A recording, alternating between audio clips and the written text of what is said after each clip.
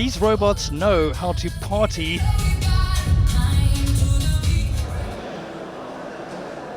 but pretty soon they'll all have to get a job.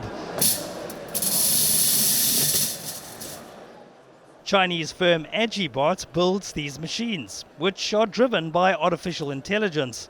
The company held a conference in London, announcing that its robots could soon work in European shops and factories. It's like a person, when he grow in this country, when he grow in this factory, and he will be very familiar and adapted in this localized environment. If European governments give the go-ahead, humanoid robots could eventually work in the home, helping with household tasks and even looking after children. The humanoid robot develops so fast and it can learn many things as we train them. So I think I'm very confident about the future. Yeah. But most robots are made in China or the United States. And the fact is, many consumers are nervous about foreign tech firms. Just this year, Politico Europe conducted a poll across 6 countries in Western and Central Europe. It asked how people felt about tech companies from the US and China. 80% said they worry about privacy and the way companies handle their personal data. I'm curious to find out more, so I've come to Leicester Square in London. Here, in the shadow of Shakespeare, I'm asking the question, robots in the home, to be or not to be? That is, like Big Brother watching, but also the enemy could be watching, whoever the enemy may be.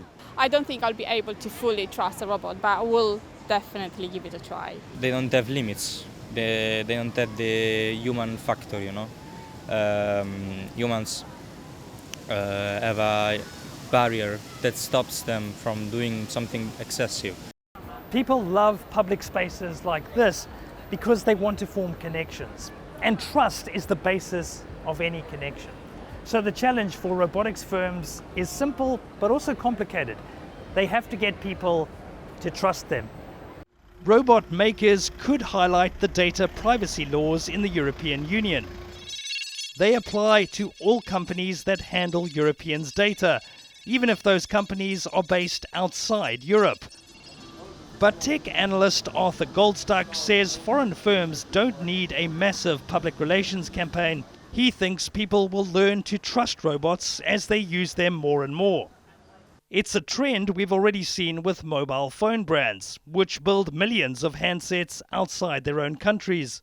Most of those devices are actually manufactured in China, and people accept that a Chinese factory is producing a Samsung or an Apple phone.